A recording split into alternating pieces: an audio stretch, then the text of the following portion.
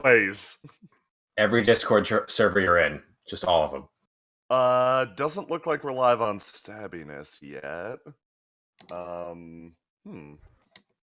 There we go. Yeah, looks like we're live now. Fan-fucking-tastic. Excellent. Okay. Fantastic. Yeah, fair. No, it just took a while this time. Apparently this adds support Stabbiness, which bullshit. I don't think I make any money from advertisement. Fuck you, Apex. Hey everyone, how's it going? Welcome to another night of Storytime. We got a lot of people here, and like always, our focus is going to be on one game that one of our GMs, players, etc., played in the past and ran for their own group before we recorded or did anything like that. So tonight we're going to be going into one of Christian's older game of Rogue Trader. And Christian, you wanna take it away? Yeah, so, I don't remember how many years, like second year of high school, I had finally decided I wanted to play an actual tabletop game as a running one. It had many failed attempts and weird attempts, which are interesting, but not really full night-worthy storytelling-wise. And so I just grabbed basically everyone in the Acorn Club, which was the anime club. And we set, we grabbed a lot of people from there, got 7 people, and there is one game system that I really liked called Rogue Trader, which I liked it mainly because it was a 40k RPG, and it was pretty interesting. The only people in the 40k timeline, a notoriously grimdark timeline, that really had any ability to do anything fun or go around or do anything. So, yeah. So I grabbed Gannon, who you might know from CI, and I also grabbed my friend Jacob, who you don't know from anything probably, and he, if you want to introduce yourself and give your voice there. Hi, I'm Jacob. And then we got, that's basically, everyone else is either gone or yeah, actually pretty much everyone else is gone. This was a random assembled group. They're either people that were cool but left to faraway places, or people that were not cool and never came back. Yeah, I've heard stories. We'll tackle that on a base to base, situational thing though. Those are half the stories. Mm-hmm. And who else do we have here tonight? Yeah. Hi, I'm William. I'm gonna be like the 6th wheel. Hi, I'm Aram. I am the 6.5 wheel. I'm a hemisphere, and as the cart rolls along, it's like ka-dunk, ka-dunk, ka-dunk. They should really just remove it, but they like it too Honestly, much. yeah, that would be better for everyone. And I think we got one more. Who's on camera tonight? That's me, Burn. I'm gonna be quiet, because... There you go. Well said. Fair enough. Okay, I think that's our crew for tonight's story time. So, you willing to talk us in, Christian? Okay, yes, I am. Now, I almost feel like reading off the exact same thing I read off to the group 5 minutes before everything went wrong. So let me Oh, sure. yeah. God. Oh, I actually didn't get to hear this. Yeah, make it like Quentin Tarantino-esque. Just like set up that juicy scene and then be like, okay, I bet you're wondering how I got here. So, 40k. This is actually the beginning of a lot of books. 40k is well, it likes to pretend it's dark. So, it can be, but I'm going to read off the super serious intro that we had going into this. For more than 100 centuries, the Emperor has sat immobile on the golden throne of Earth. He is the master of mankind by the will of the gods, and master of 1,000,000 worlds by the might of his inexhaustible armies. He is a rotting carcass, writhing invisibly with power from the dark age of technology. He is the carrion lord of the Imperium, for whom 1,000 souls are sacrificed every day, so that he may never truly die. Yet in his deathless state, the Emperor continues his eternal vigilance.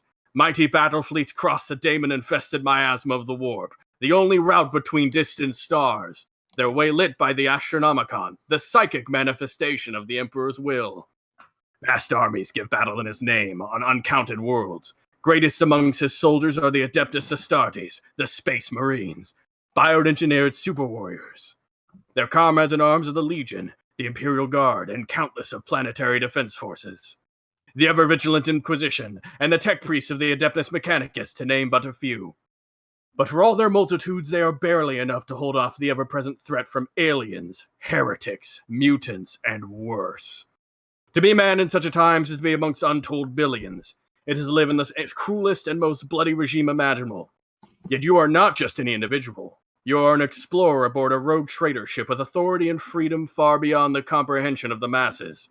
Empowered by an ancient warren of trade and a warp-capable ship, you venture into uncharted voids, discovering new worlds, lost civilizations, and bizarre alien technology. Fortune and glory are yours for the taking. Rogue traders stand on the threshold of unlimited opportunity and unmeasurable dangers. And Ooh. No, that's dope. Like, I don't So- care. That's That's fun. sick.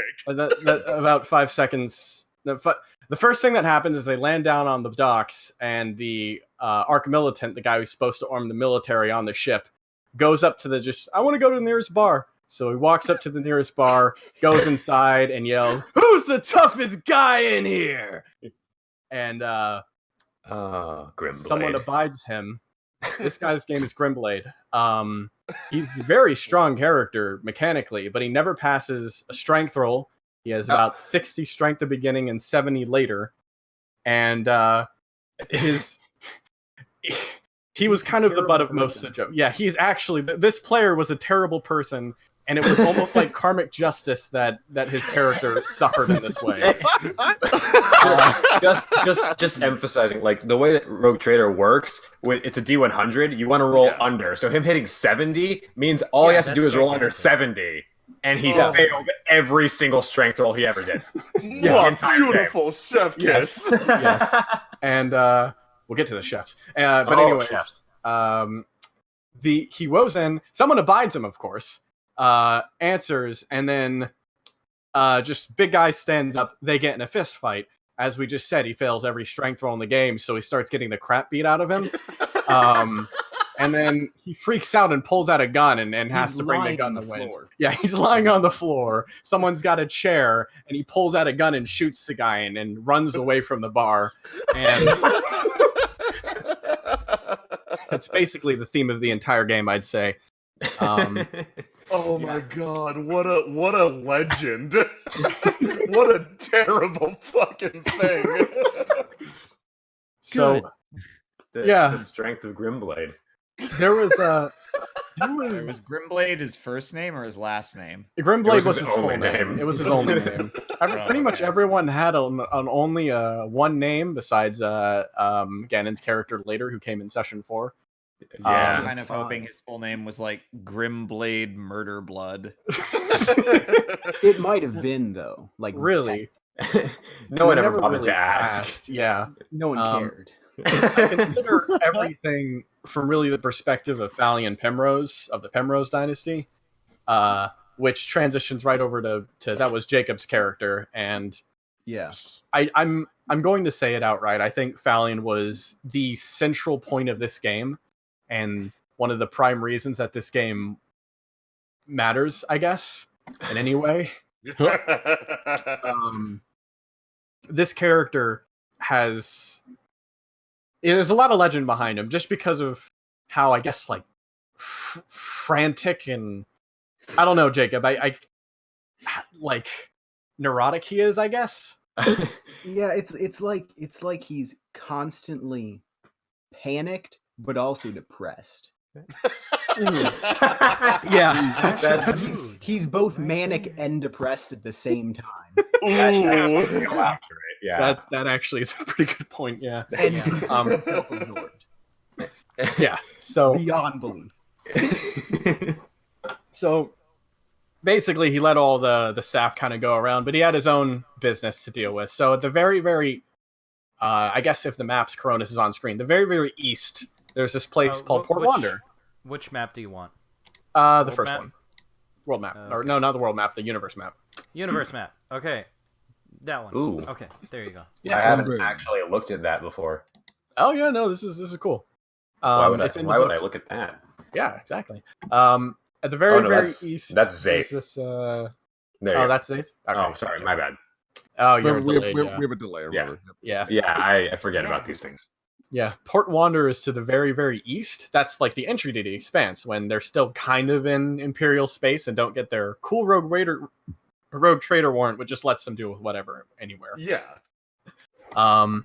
So, what does Falion do exactly? I think we were talking about this yesterday. I have notes written down. There's like 3 pages of notes for one session. Yeah.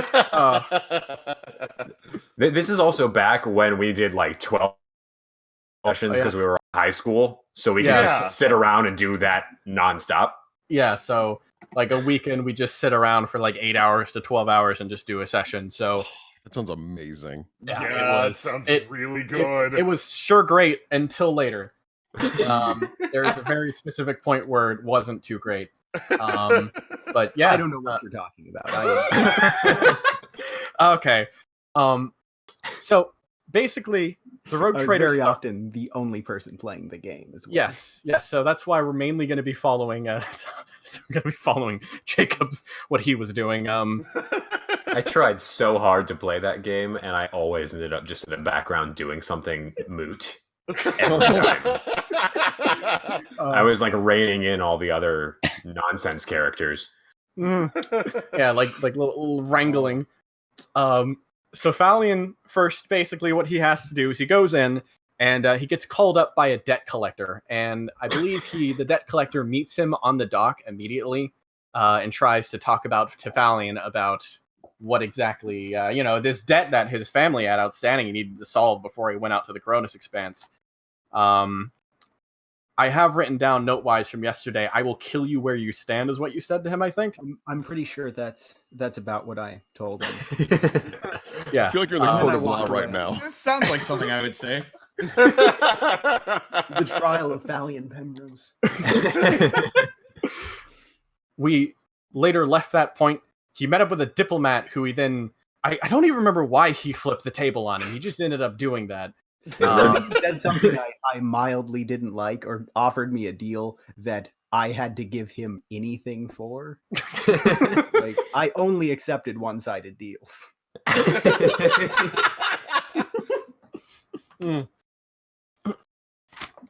So we kind of go around. I don't remember if anyone else did too much. I think the tech priest, whose name was Zephyr. Zephyr is cool. His player was really cool too. He went off to Japan and we never saw him again. But yeah, I saw him once. I woke up on a park bench, and I couldn't really compose my words into a string, so I just kind of mumbled at him. I can't tell if this is real or a bit. This is probably real. No, this happened. Yeah. The only lore more interesting than Falion's is Jacob's. 100%. Yeah, so the things start to spice up when the group comes back, and they have their first combat. A local other rogue trader notices them coming in, and his name is Haderach Fell. This is like a guy I ripped straight from the opening, like rogue trader kind of like core rulebook thing. And I was just like, yeah, this guy is good enough. And it's kind of like he's supposed to introduce the idea of like casual rogue trader rivalries, like the idea of I attack you, you attack me, and we, have this sort of thing going on, right? But we can't kill each other. Why'd you say it like that? Well, we'll get.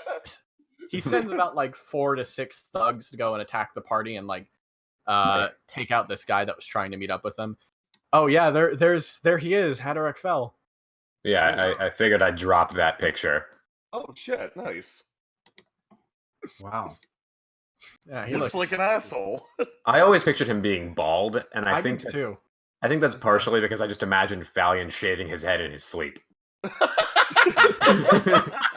No, I shaved off his eyebrows and mustache. So they do an ambush there. The tech priest Zephyr ends up in the singular combat. It's a 100 system, so you roll D100. He rolled a 1, which is the highest possible thing you could roll, and critically succeeds in basically like picture snapping their opponents to get an exact idea of who attacked them, and then also shot very well with tech priests are stupid.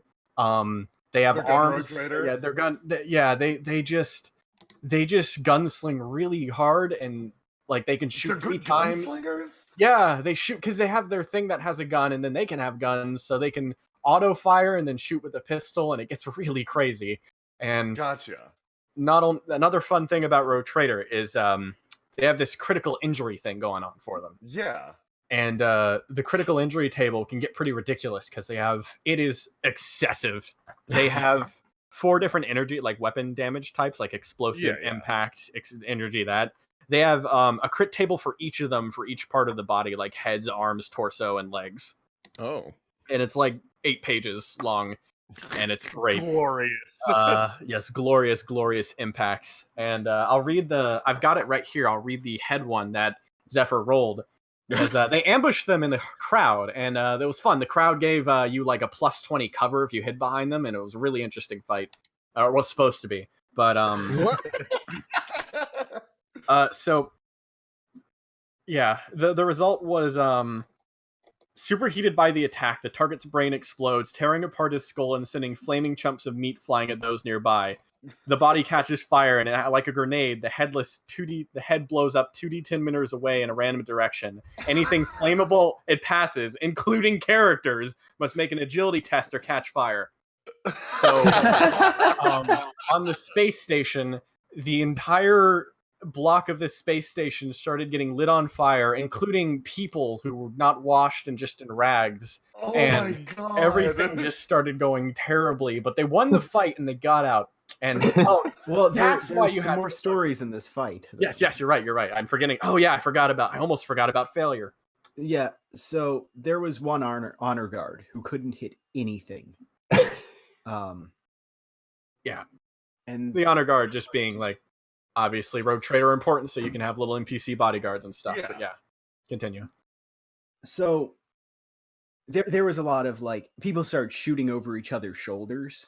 So Grimblade thought, "Oh, I can do that." So he tries to shoot over this honor guard's shoulder and completely fails and just shoots him in the back and kills him instantly. What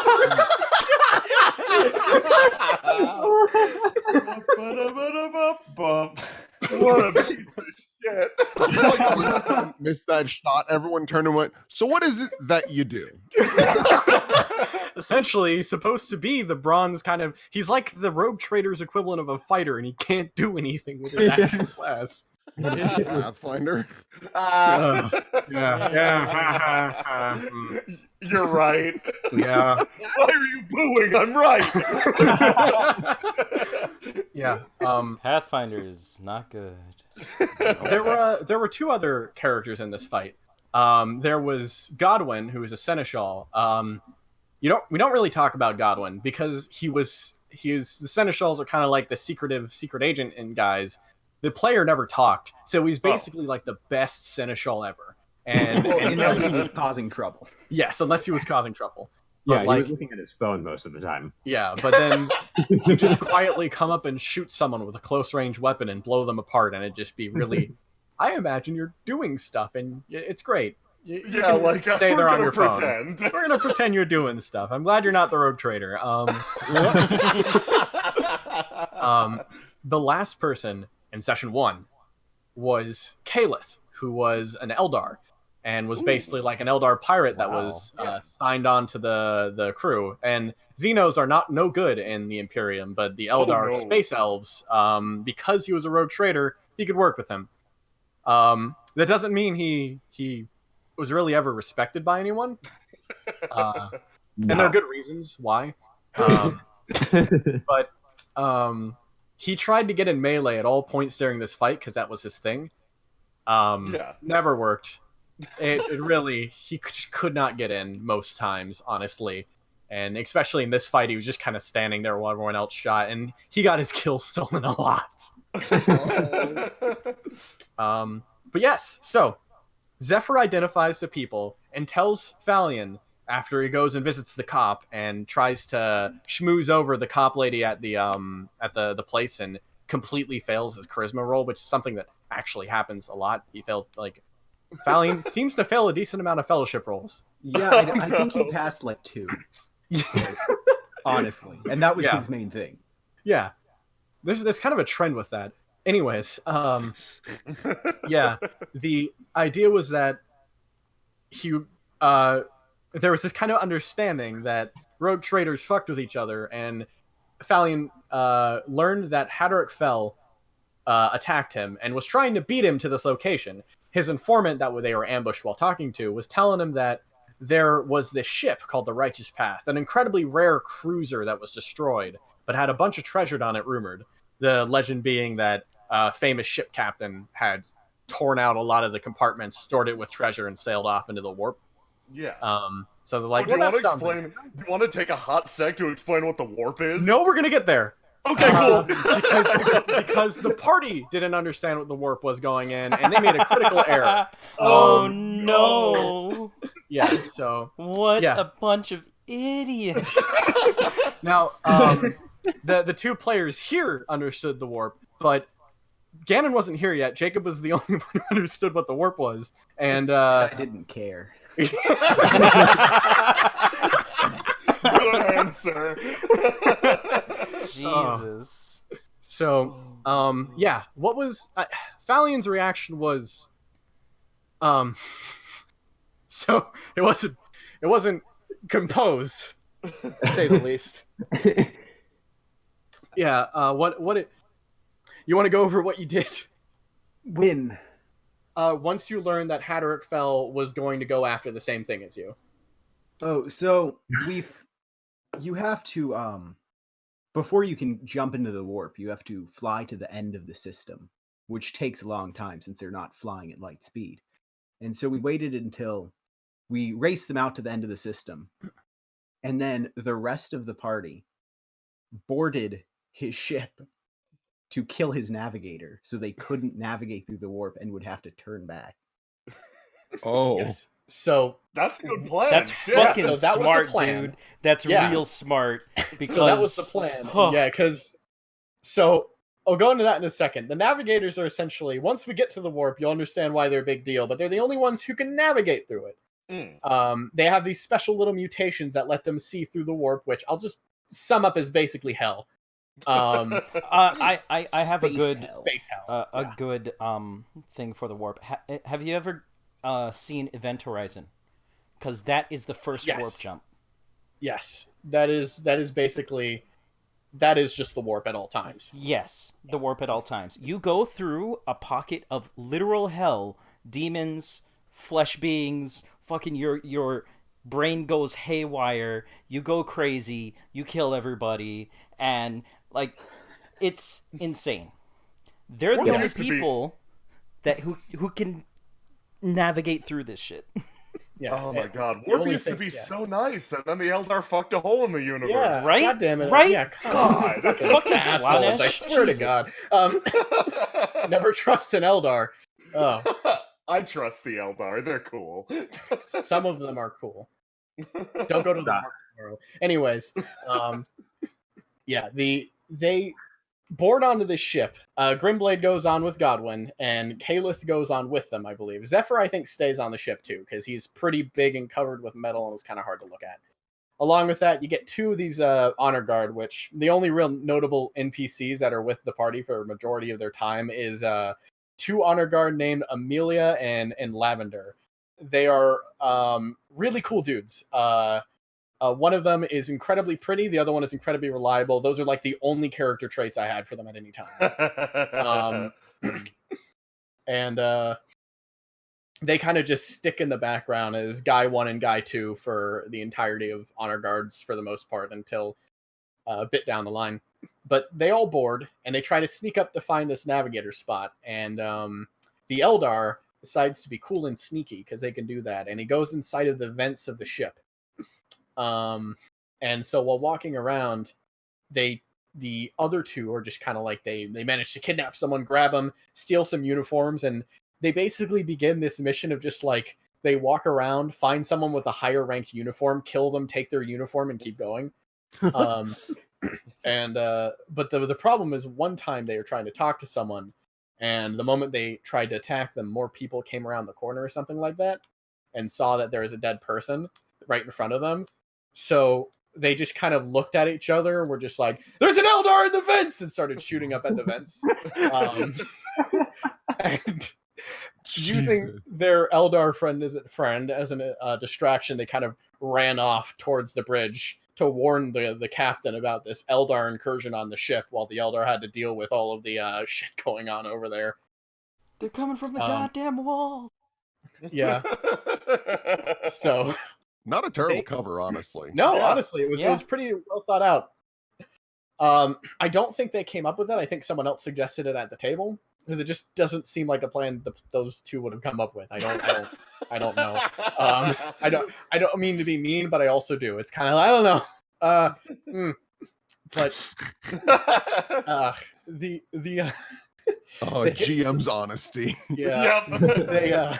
They go to the bridge, and the captain's guy looks at them like, hey, what's going on? They see the navigator there, so they turn. Godwin turns with his Inferno pistol, which is just a death ray, essentially. Yeah. And points at the navigator, shoots, and then they just book it. And in one shot kills the navigator, because those things, with HP values at level 1 averaging 9 to 12, the Hell pistol did about 40-10 penetration 10 through armor. What the fuck? Yep. Yeah. It's a tank killing weapon, and he shot it at this pasty navigator on a chair. Yeah. That's fun. They run out through hailfire, manage to get on the ship. They regroup with the Eldar somehow. And all of them make path towards this small little hangar that they manage to sneak on through. They all fly back to the ship, get on, and then warp out. The last thing Falion did that I remembered was that he put in word that Padarak Fell had a rogue psyker on his crew to the Inquisition. Because he did. Oh my god. That was the so thing bad. That was the thing the Inquisition to... Yeah. He tattled and then left, and it was great. Oh, Falion was win. a former You Inquisitor. didn't win. Narc. Yeah, Falion was a former Inquisitor, so he got a few little times where he could kind of pull that card. Oh, that's cool. Yeah, but the thing that was fun about it was that was a part of that instant, oh yeah, let's take a picture of these guys. They saw that there was an obvious psyker, and the obvious psyker had eyes, which is a kind of sign any approved psyker basically gets their eyes burned out by them seeing the Emperor.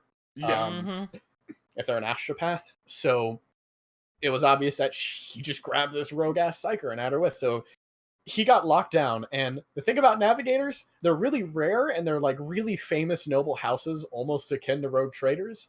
So basically he had to wait and go through months of bureaucracy in order to get another navigator shipped to him while talking to the Inquisition while stuck in port, and not even in the space where his rogue trader warrant allows him to do whatever he wants. So he's in house arrest for 6 months. So your original goal with this guy was yes, we're going to establish a friendly rivalry. I jab you, you jab me, and fucking the rogue trader turns and goes, by the way, I'm gonna fucking narc on you like crazy. Yeah. Get you out to the man. We're not playing by your rules. Shit, man, we just met. What the fuck? And oh my god.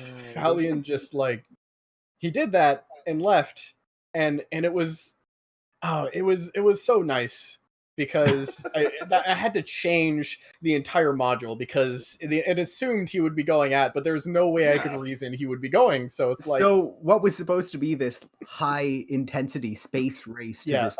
You're supposed to space race him to Footfall and then find your way to Magros Prime, and then you would it was great. You would find Lady Ash fighting the orcs, and you get an option to help her, and that like that like daring space pirate kind of like, we're enemies but we're friends against the Xenos, and you might even have like an agreement with her on the ship, and it was none of that happened. Leisurely stroll. They basically got to leisurely stroll, and then they decided to go into the warp, which is the only way you can travel faster than light, essentially. Now the issue was none of them knew it was hell. And even though I told them it was basically space hell, they didn't fully understand. So I rolled for what their navigator got them through, and they had an option.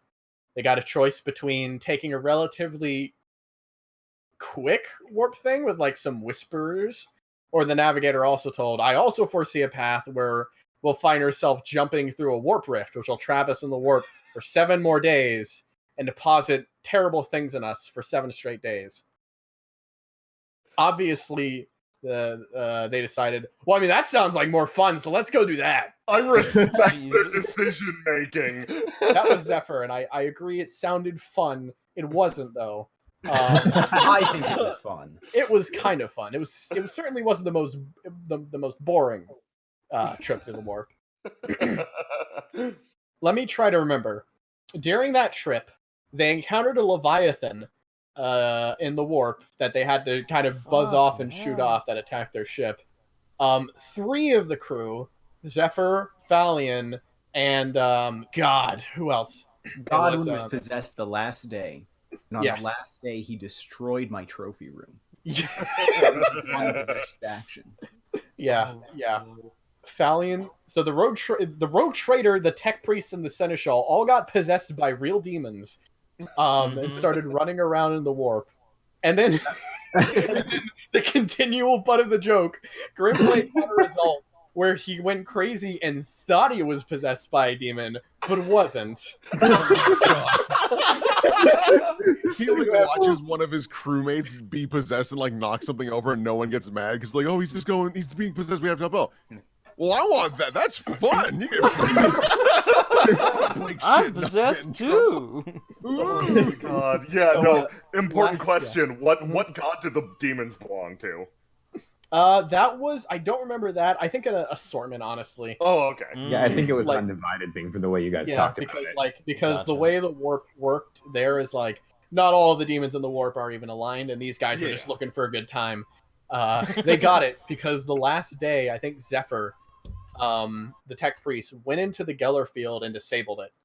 So Because the entire That is time, the dumbest thing you can do while traveling in the frick. I mean, it's smart if you're possessed. yeah, so Geller field. Valiant and Yeah, Zephyr were just that's like upping the ante on each other. Yeah, basically like the 2 demons in Thalion and Zephyr were upping the ante on what they could do inside of the ship and fuck things over. Like I forgot, I think it was it Thalion who gave people Thalion like put demon blood in the water supply, didn't he? Yeah.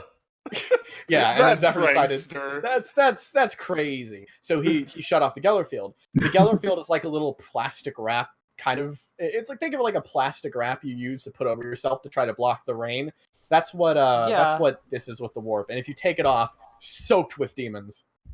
yeah. So the last day in the warp was just covered with demon incursions, and like 70% of the crew dies. and I gotta tell you, on the 40K vessels, they're like flying cities. There's like some 20 to 30,000 people on the ship. 70% of them died. The rest of them like went insane. God.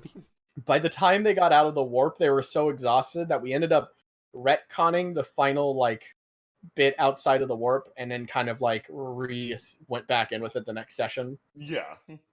And the fun thing was that there was someone not on the ship. Caliph, the Eldar, was uncomfy with going through the warp, so he had a fancy Eldar ship of his own, so he went through the webway. Yeah, fuck that ship. But he had his own ship, so he went through the webway. He got there in like a month. They got there in 5 months, so he had 4 months doing nothing on a human colony. And it was... I did a small little text adventure with him where he kind of like rallied up these like small Xeno populations that were approved on Footfall and tried to like get them to form a little tiny. He tried to make life better and more useful for them. So it was an interesting thing. It kind of like And then they all got killed. later. Yeah, that's down the line. Yeah. Spoilers. It's what happens when Xenos rise up. I'm sorry. They kind of go to this, and I forget exactly what they do on here, but they kind of interact with some of the local factions a bit. They head back out to follow this path to the system known as Magoros, where they believe there's information on where the righteous path coordinates are. They head out. Thalion decides to have a good break and eat and warp. The next warp jump's pretty tame in comparison. They learn the lesson, so they all sit down for a nice meal. Thalion gets poisoned.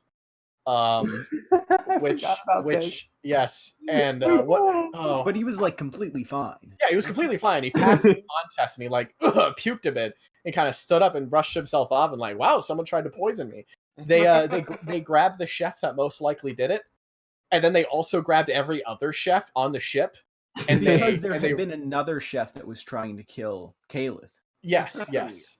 So Yeah. we decided none of them could be trusted. Yeah, so every chef on the ship was rounded up and basically put in containment for usages later once they got back to port. That didn't end up happening exactly as planned, though. They got used a little earlier. Except for the actual assassin. Yeah, you put him. You did not send him to the brig. You kept him around. Keep your enemies close. I wanted to interrogate him, and then I just kind of forgot. You ever get so mad at someone for almost poisoning you, hang out with them, and then forget about them? Oh shit, that was you! Damn! Man, dick move. I'll see you. See you later. So, this third, fourth kind of session took place online, which is a rarity. But it basically we all sat around. As a note, a new character shows up in session 3. They retcon through, managed to get the ship out of the warp once it was almost ramming into Footfall because they had to emergency jump. Yeah. To get out of the warp storm that they were in. You know, because demons. Yeah. So this other guy shows up. That's Makai, right? Yeah, called Makai. Makai is Japanese for hell. By the way, this player said that quite a lot. Every time. He is Every time.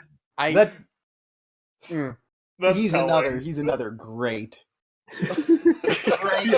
He's something. I'm gonna. It's you, my old rival. Remember me, Hell Man. I'm going to keep away. Yeah, that is. I'm going to keep away from talking about this player because he actually makes me uncomfortable. I'm going to talk about the character though. The character was named Makai. He was born in the warp. He didn't believe in the God Emperor. He was an atheist. And no, he didn't believe in the real person. Warhammer 40k, in the year of our Lord 40k, we have a fucking atheist. You know what? Listen, we have flat earthers, so you know it's fine. That's exactly how I did it. Though. He took himself more serious. That's just an old wives' tale. Yeah, like he took himself. The Empire. Yeah, he obviously took his character a little more serious than that, but I totally just played him off as being exactly a flat earther, essentially. He worshipped really take his character. He didn't take it too seriously. Like he was also this horribly frantic racist chaos worshiper. Yeah, but he didn't worship chaos. He just worshipped it's like he was partial to it, but he never actually worshipped it. He hated Xenos. And the only people he talked to were me and Caliph, and we were both aliens. That divide never occurred to him. Yeah. He was a really dedicated player, though. Like he printed out the entire core rulebook in color and put it in a binder. You just said you were an alien. I'm putting 2 and 2 together. I have a feeling I know what you are. I know. I'm excited. Yeah. So we'll get to. It's a fun character, but yeah, what were you saying? So basically, this guy was like, "Yeah, I hate Xenos, except for you guys. You guys are cool." No, he insisted he hated them too. Yeah, but he only talked to them and hung out with them. And it's like, man. I bribed him at one point into driving me somewhere by just drawing random glyphs and saying they were chaos symbols and offering them to him. Oh my god. So he is exactly the guy that's like, Yeah, no, I don't believe in God, but I'm pretty big into Satanism. It has Wikipedia Satanism. Yeah, exactly. Honestly, I feel like for credit for him, I think he ended up like I think he did lean into it a bit more over time. So it wasn't the worst. He wasn't Grimblade. So even though he still didn't really do anything, and that was annoying. But anyways, he was like the opposite of Godwin in that he was always present, but he never did anything. But yeah, so they show up on this planet called Magros Secundus.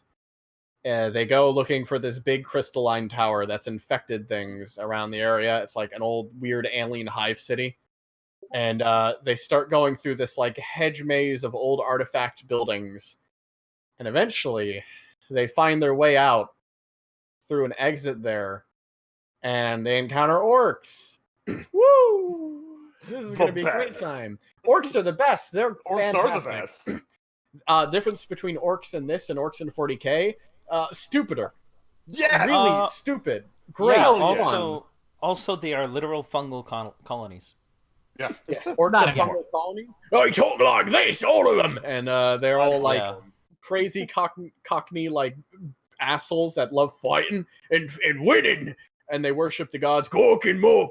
One's brutally cunning, the other's cunningly brutal, and they're they're fantastic. Now these orcs in particular were a little different. A very serious setting, everybody. Yes, it is. These orcs were a little more interesting or not particularly more interesting. They're a little different because they're corrupted by the tower. Their intelligence was slightly better than normal orcs, but they were also like stupider and angrier when they were put into groups. Because the orcs have this weird thing called psychic gestalt, where they basically like enough of them are around. If they believe something, then it happens, and they're all really dumb. So that means that their dumb cars work because they believe it to be.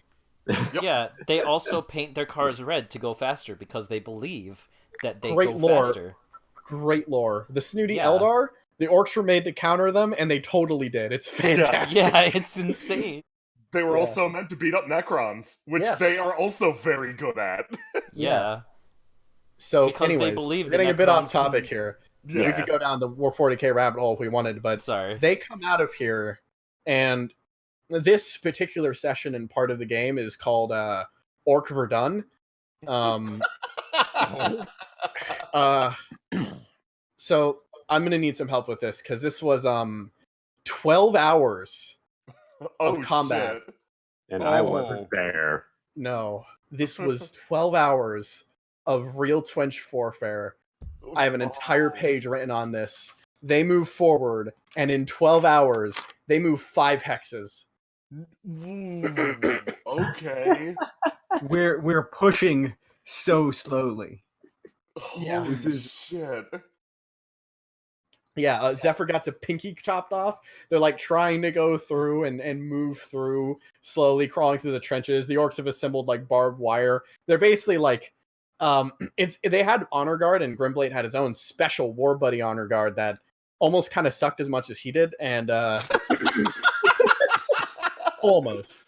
So this orc got trapped in a barbed wire pit, and I told Grimblade, "Go get that orc for me. I want that orc." So he jumps in there and tries to wrestle it, and he has like 70 strength. Yeah. And orcs are really tough. They get like a double toughness bonus to their stuff, but they're not actually like technically stronger in mechanics than any other dude. They have like 40 strength. He gets fucking demolished by this orc who is trapped in barbed wire. And I'm pretty sure the orc gets negative modifiers because it's trapped in barbed wire. And so then he calls in his buddy to help him. And the orc beats him up too. The orc is successfully wrestling both of them. Easily enough that he manages to pull out a grenade to blow himself and them up. He does this. It blows up. He's fine. Because orcs are really tough, so they can actually survive that. Holy shit. I would hire him. Yeah. Well, funny story. So Falion sees this, sees Grimblade and the guy fail, and I don't want to steal your thunder, Jacob. You can't trust incompetent people, to do a rogue trader's job. So Falion, with his all of 33 strength, rips off his rogue trader garb, revealing his Scintilla University wrestling leotard, and dives in to the pit of barbed wire. And I wrestle the orc into submission almost immediately. Oh my god, that's wonderful. So what did you do with the orc? Well, I had him brought back to the ship, and we were in the command deck, and I told them to let him go so I could wrestle him again and completely assert my dominance. And everyone was like, "No, don't do that. Don't do that. You'll lose. It was all luck." Don't do that. You'll embarrass Grimblade even more. He's fragile.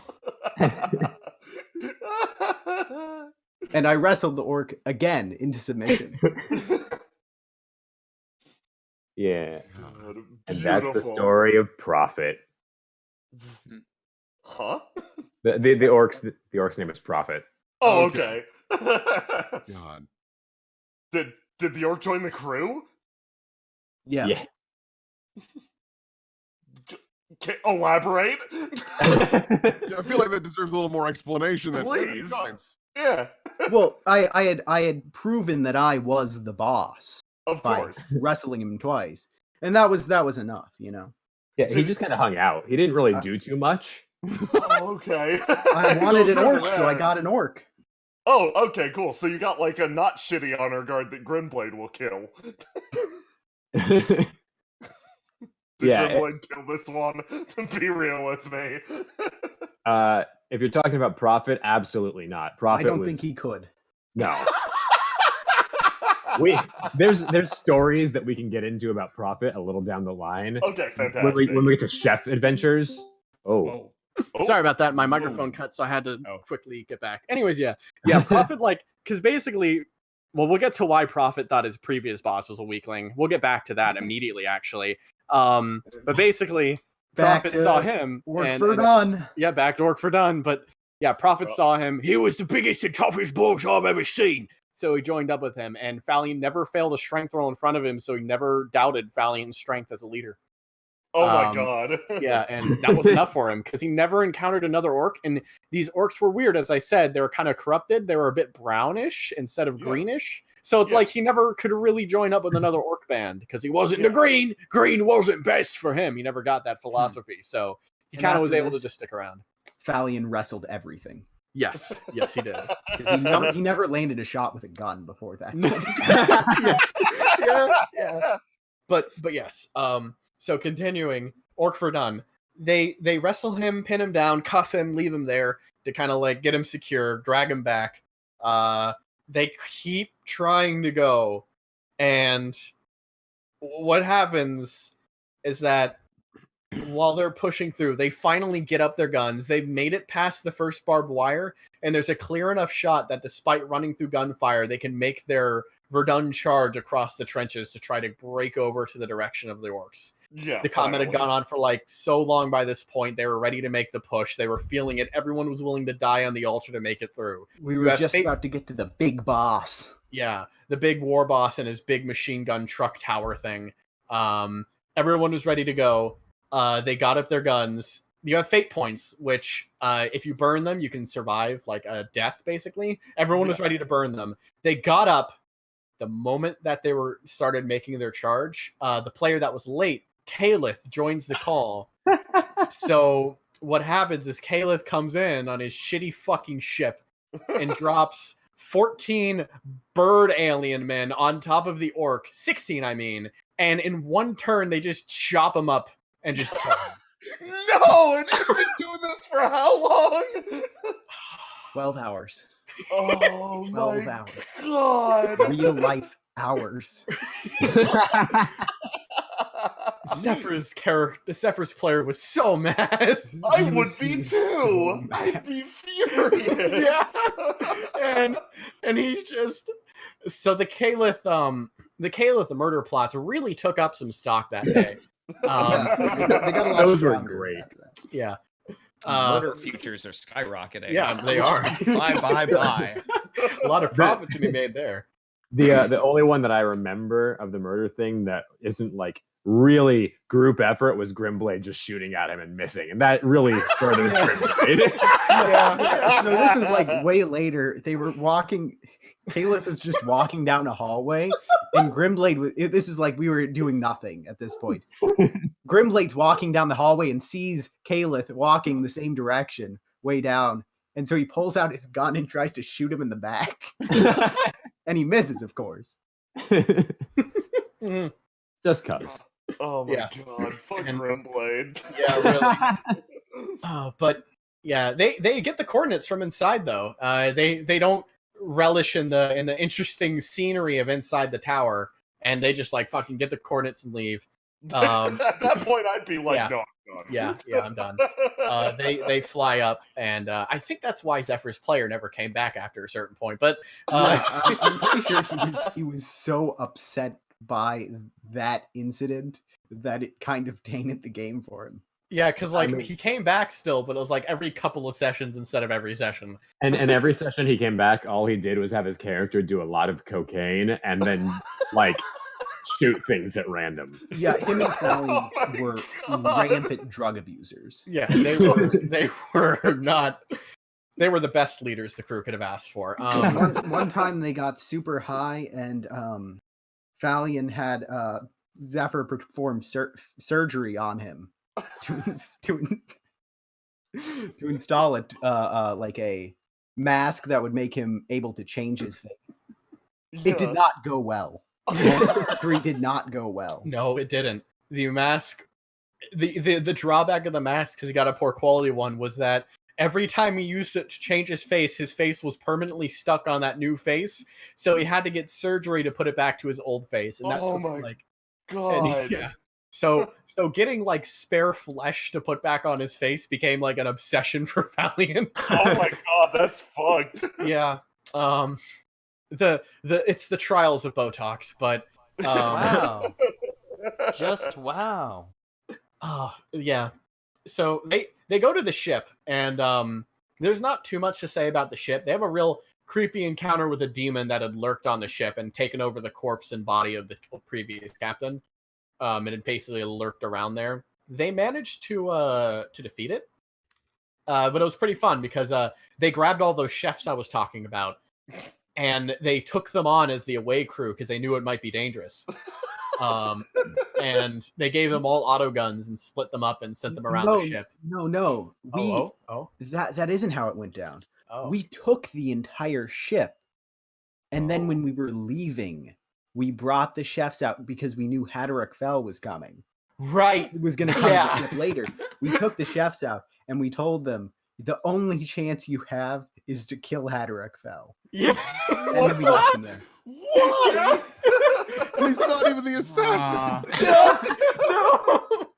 Yeah, the assassin and the fun story about the assassin later, but yeah, they put them like the only chance you have is, yeah, I remember that now. Those chefs would they set a precedent for the future. Didn't you guys spend months of time in setting carving the shape of Fallion, shooting thunder?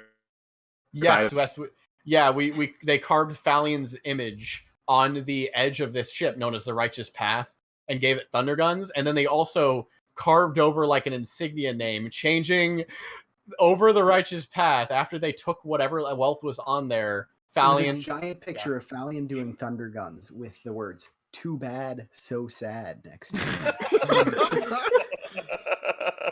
it. As you do. Yeah. I love it that it started off with this precedent of like, oh, we're gonna have like a privateers rivalry, and you proceed to ruin this man's life. There's a lot of occasional jabs, true, just thrown haphazardly when it's not even important, and Haderach Fell. like the time we made a painting with a frame made out of demon bones. Yeah. And all It was the a painting grain, of me. and all the the green on it was made of orc spores. Oh my yeah, God. so that when you put it up on his shelf, that the orc spores would spread around his ship and cause an Holy infestation. shit, you guys are monsters. Yeah. Oh my God. Why did this guy ever hang out with you ever again?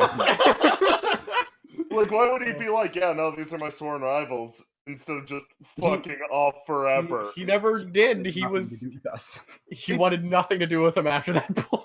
It's Yeah, like if Team wait. Rocket kept showing up and Ash kept shooting them. So, but that is the thing. But instead, what really ended up happening is after that, Team Rocket stopped showing up, so Ash hunted them down to shoot after them. Pikachu, use Thunderbolt! Ash went to their house and burned it down. Yeah, he burned their house down and then left an image of him saying, Ash is here, Team Rocket are losers. Jesus. Yeah. Oh, So- before the Righteous Path, Zephyr's date happened. No, that I happened thought that after was you got after, back. 'cause I was there for that. Before the Righteous Path. No, because remember, I was there for the date. That was the first 'Cause- thing that I saw. Yeah, it happened after because remember they were stuck. I realized it had to happen after because when you guys got back, Cataract Fell was in the area, so Oh. Lady Ash was there. So, yeah, Okay. yeah. So basically, they go back and they know Lady Ash is there. So Hatterick Fell's in the area, and they're kind of like they're still in orbit of each other in like the general spaceship. So they're kind of like moody there. The to much surprise of a bunch of high schoolers, everyone decided, "Ha! Let's start a drug trade." And they Like they you do. yeah, and because the Rogue Trader and Tech Priest were rapid cocaine users, or I'm sorry, White Void users, they were very keen on that. So I think that session, like I remember the overall base plot was like, we're going to set up this endeavor to kind of get this started, and they went against a few groups that were already dealing with that, called the Tutors. They completely obliterated the Astral Knives, which are the assassins that went against them. Also, I think by ratting them out to Chaos. Or ratting out that they were Chaos workers, yeah, to the Inquisition. Fight like, oh my God! Yeah. Just like, we can't deal with this. Let's just rat him out to the Yeah. Inquisition. Yeah. A bunch of snitches. It's great.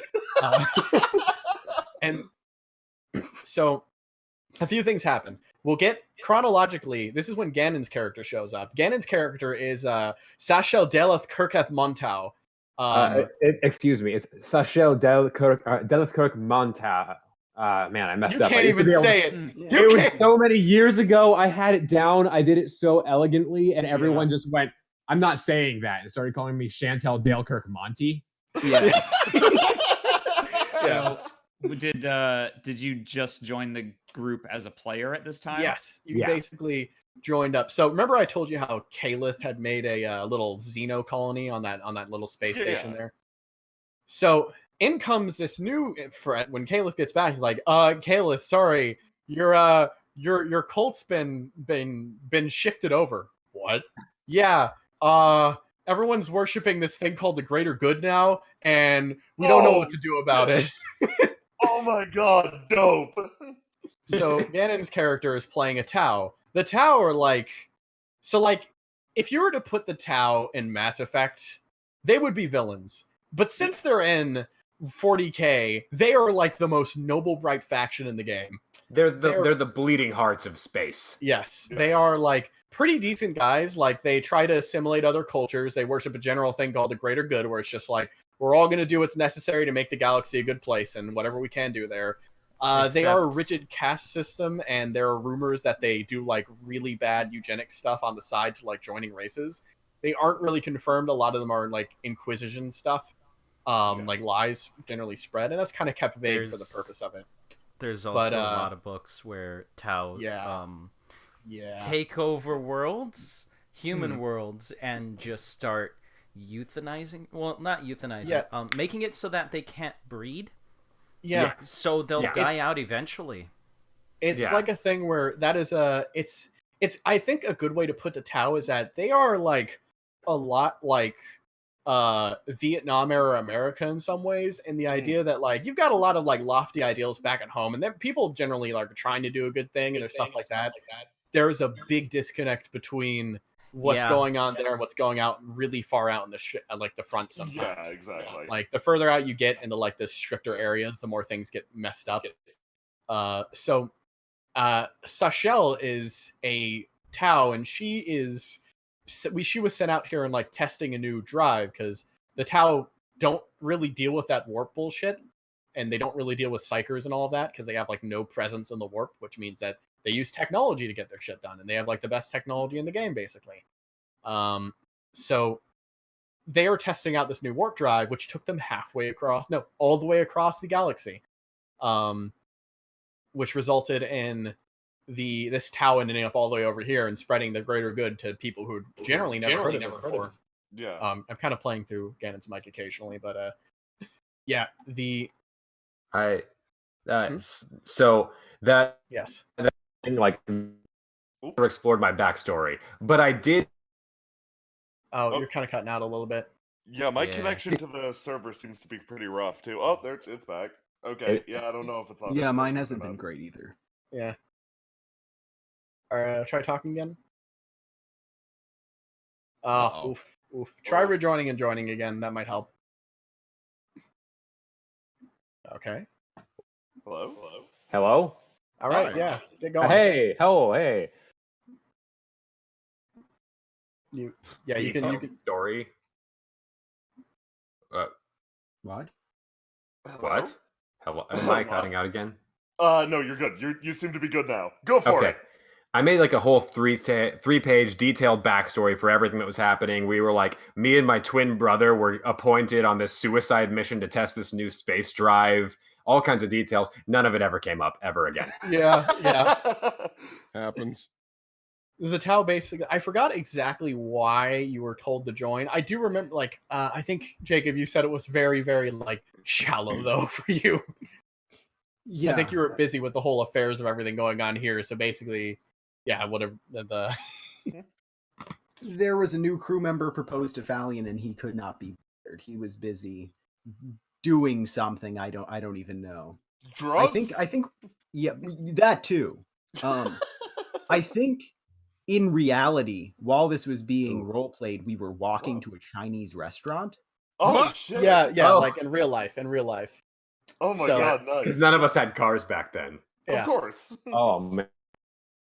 So yeah, we were role playing it out, and Fallion was just like, yeah, again, and you were cutting out pretty bad. But yeah, basically, Fallion was like, yeah, whatever. Okay, we need like. Shusho was trying to boast, like, yes, I am a preacher. I preach many good things about religion, and he was like, yeah, okay, we need an ecclesiarch. We're getting in trouble with all this stuff. We have a crazy cult in our ship. Come on aboard, preach whatever. And Sachel took that very literally and started preaching whatever Sachel wanted to preach. Yes. So Greater good every day. Yeah. So you had this alien like greater good Buddhist kind of cult spreading on a human ship. But this is important. Sachel was a fire warrior, not a preacher. So I had no experience actually preaching. I ended up basically just like convincing people through torture. Holy fuck! Yeah. Waterboarding and militarized version of the greater good, and that's all they got of it. So much waterboarding. Oh my god. Yeah. Future of 40K, everyone's an asshole. Holy shit. So yeah, there's one more thing of big note besides the fact that Grimblade PC is like, oh, I wanna buy like every bunny in the Cronus Expanse and put it on our ship. And I was just like, that's stupid, but sure, you can buy like 1,000 or 10,000 bunnies or whatever the fuck if you succeed. He does. They unload all the bunnies on the ship. This becomes a problem when Prophet walks around leaving spores all over the place that grow up into tiny little goblin orcs that start riding around these fucking rabbits like fucking mounts. What the? And so you have this infestation. So like, there becomes this thing of like, if you can catch it, you can eat it, and it's like open hunting season for rabbits and orcs, which like spread at the same rate. And everyone's getting sick of eating too much rabbit. That was the ship's food source for a little bit. Yeah, like I actually did count it as a morale boost, like a +2 morale boost on the 100 rated morale, because it's just like, yeah, sure, fucking, why not? You're giving everyone something to do, and they get food from it. It's like, it's incentive based, and those fucking rabbits tear through everything. I swear to God, killing them's the best option. And I think that's the only reason Grimblade wasn't kicked off for that. Besides, So, one more thing. Zephyr calls up Lady Ash. And I think this was another like cocaine inspired decision, but it's like, dude, I want to go on a date with the rogue psyker. And he it's pretty obvious when you go in that he always intended to well I'm getting ahead of ourselves here. He always intended to snitch? Because that seems to be the plan so far. No, Zephyr's a little more hardcore than that. Okay. We only snitched when we couldn't outright kill everyone, when we couldn't be bothered to murder everyone or cripple them. When you felt lazy. Gotcha. Yeah. So, oh man. So Zephyr and Lady Ash go on a date. They're all watching this because they're all cued in to Zephyr's like cam, and they're like, "Oh man, let's see how this goes, guys." So they all cue in, and he goes and meets up. They both have, chaperones, honor guard, because they're still rivals, but they all kind of sit down around the table, and then he just kind of sits down and he opens up with some lines, and he's like failing these fellowship roles because Tech Priest is like fellowship is their dump stat essentially at like 21 or something. Oh, okay. So it's just like, and she's not even like, and she never thought this was a date to begin with. She's just like, listen, you're not, I don't know what your rogue trader wants, but I'm not buying. And two, you're not very interesting. You're not very good at talking to women. And he's just like, in response, he says, I have this written down. Wait, he didn't say that yet. No, he didn't say that yet. Okay, yeah. What happened? You guys take over if I'm... Well, see what he does. You're just doing it in the wrong order. He does the thing and then he says it. So he pulls out his pulse rifle. Yeah. 3 times. Obliterates her body. Yeah, well, top down. What? Everything above the chest, he just stands up, shoots everything her above the waist. Yeah, everything above the waist, destroys them, destroys the bodyguard. And it's one of these things where there is kind of a thing where you kind of got with the way he was going with it, and the way he was like talking to the group, that this was the plan. It was just an ambush. It was clear he was gonna murder her the whole time. Yeah, like, this wasn't a real. Yeah, like we all realized we were being dumb. But then it was murder one, not murder physique. Yeah, exactly. But then after he kills them, and Fallion sees this, and when the moment Fallion sees like her upper body obliterated, he just vomits instantly in his command bridge and just fucking throws up. And then Zephyr, like in response, just after Lady Ash said he didn't know much about talking to women, and he said, "Well, I don't know much about taking women out, but I do know it takes at least 3 shots." and he just holy shit! That is my kind of lie. That's right. Zephyr's player was fantastic. He was a riot. Which is why I miss him. I wish we could play more games with him because he's just a fun guy.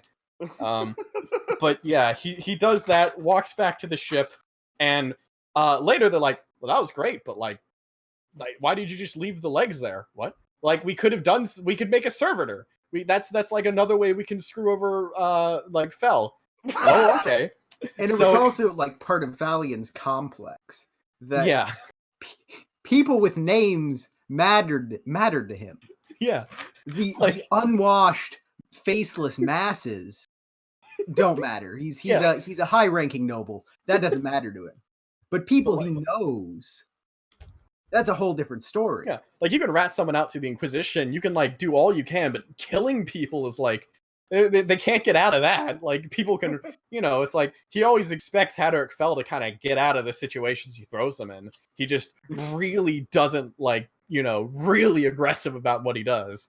So when he sees someone die, he vomits and he freaks out. He's like, "Go get her. We're gonna turn her into a servitor, so she's still kind of alive."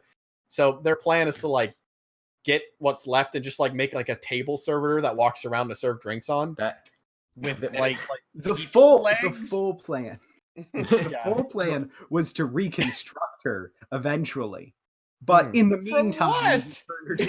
just building a robot top and then summoning her soul back from the warp. Obviously, exactly, that was the plan. Yeah, don't ask That's a thing stupid you can do. questions. Yeah, That's what a the thing you fuck, can do. man? They were gonna spend money until it happened. I should mention their money. A small little side note: this game has your money ranked in profit factor, which every individual profit factor is basically like an undeterminable amount of infinite wealth. yeah. Oh, okay. So they had like 46 for most of the game, I'd say. So 46 measures of infinite wealth. So you roll under it to get things, and you add modifiers and all that stuff. And you like if you get a gun, you're assumed to get the gun, replacement guns, ammunition for the gun with just one purchasing of that gun, basically. That's good. Yeah, it's very smart. 40k Rogue Trader system is a very smart system if you get past how terrible the format is. It's almost as bad as Shadowrun 5e. Really? Like it's pretty bad. Ooh, okay. But there's a lot of guides and stuff. But anyways, yeah, they send down parts of their crew to salvage through like dumping grounds to try to find this singular like torso, like under torso pair of legs. And they're like, they've got to like, is this pair of legs it? No, it's this pair of legs. No, I swear. Is it? Come on. Was she wearing a specific kind of shoes? No. What? Oh my And it's like God. it's so because like that area is they had to deposit their like a lot of their crew because the entire area itself gets like incinerated. So they're trying to get this body before it Oh threw into my an God. incinerator. Yeah, We lost another like 30% of what was left of the crew there. Just to get the legs. Several thousand people. so they had to press gang more people. This is before very they left again. important. Yeah, This is because so dumb. so I forgot how they got the information, but they got this info that okay, there's something going on Zaith. This planet, a war world. Wait. Did you get the legs? Oh yeah. Oh yeah, Yeah, they got the cool, legs. Sorry about that. Yeah, they got the no, legs. important. Yeah, that's very It got. important, yeah. They just put a coffee table top on it and had it stand. That's what it did. They would take Coke shots off of it. Jesus Christ. Yeah, they would. Oh my God.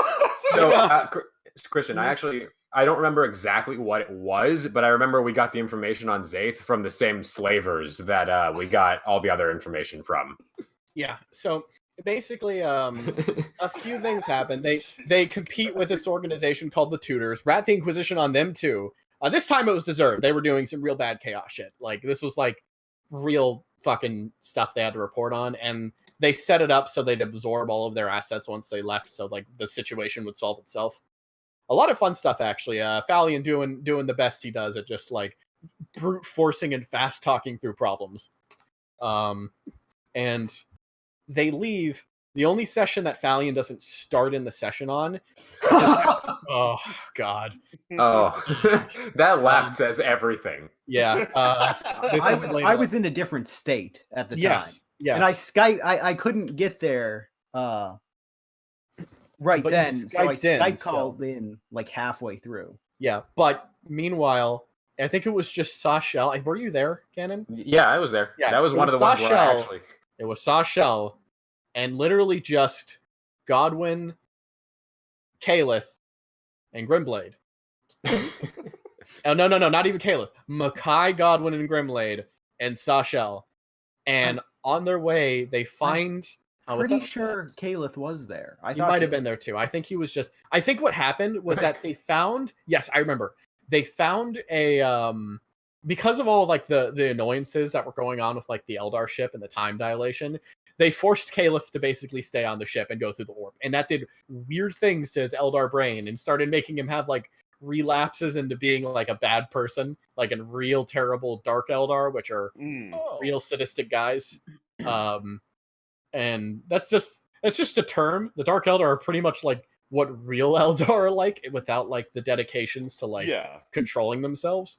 And so he's relapsing into that. So he, Grimblade, Godwin, and Makai all are like chomping at the bit. They see a refugee ship and they manage to guide it out of the warp. So what they do is they go on the ship and like you guys are coming with us. And they're like, what? I mean, thank you for serving us, but okay, you disobey. And they just started shooting people and just killing. That voice is the most like exasperated GM. From what I was told, Grimblade asked, "Oh, who's the leader here?" And then they're like, "Oh, I'm the leader here," and he just shot him. That's actually how that went down.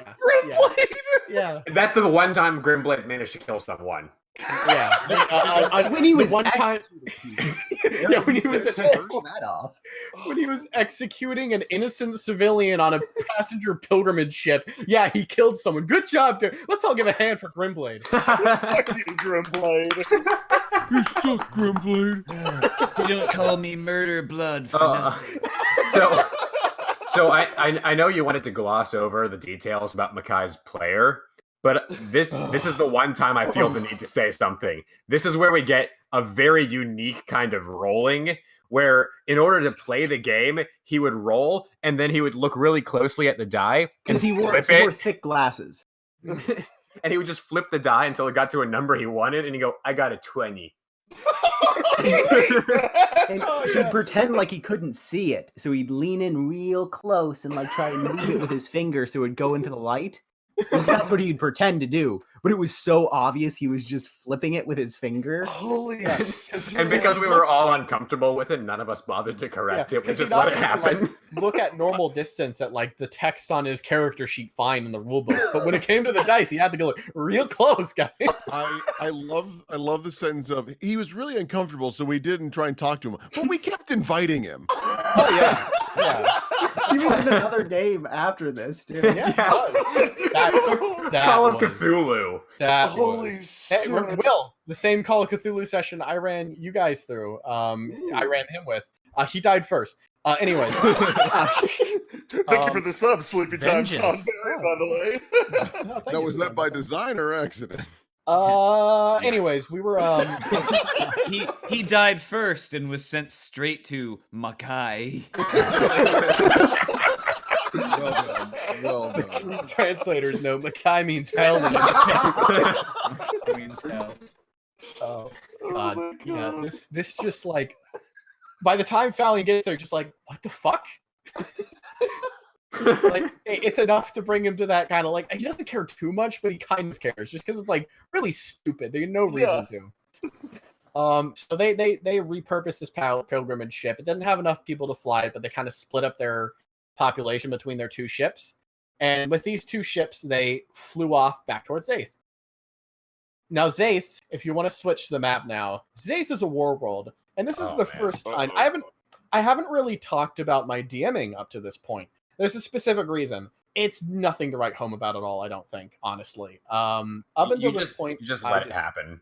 I just let anything happen, and that was fine, honestly, for this kind of game. But I also like it worked out pretty well. Yeah, it did. And every character was kind of like, there's no real special characters. Everyone existed as a prop to be beaten up and have tables flipped on. The only two people with characters up until this point were the two honor guard, Amelia and Lavender. And again, their characters were Pretty Boy and Reliable Boy. And it's like, that was it. And like, they were basically just flanking bodyguards for the whole time. I remember the specific details. Amelia looked kind of plain, but well kept. And Lavender had like a pink scarf and long blonde hair. And that was it.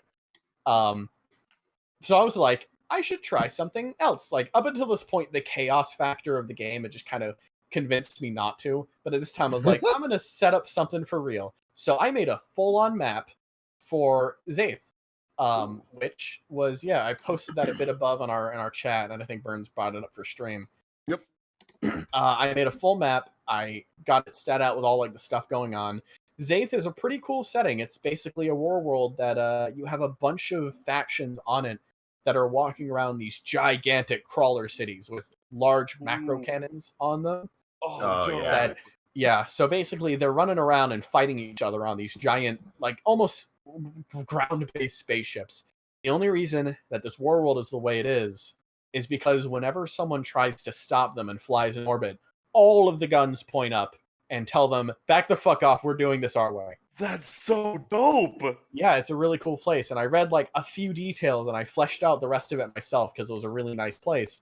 So I talked more about these cities. I made factions and I made this little faction war thing. I think around this time I was playing Emperor Battle for Dune, the RTS game. It's really fun. And I was like, this is great. I want to incorporate some like Dune elements into this and the same kind of map control kind of thing. Yeah, it was going to be real fun. And it was fun, but my god. Would you say it like that? So they hit orbit, and what's the first thing that happens again? I think it's something with the moon, right? No, Zephyr hacked the grid over their planet so that we could actually get in. Yeah, that's right. They had like a little security grid past just their area where their macro cannons were.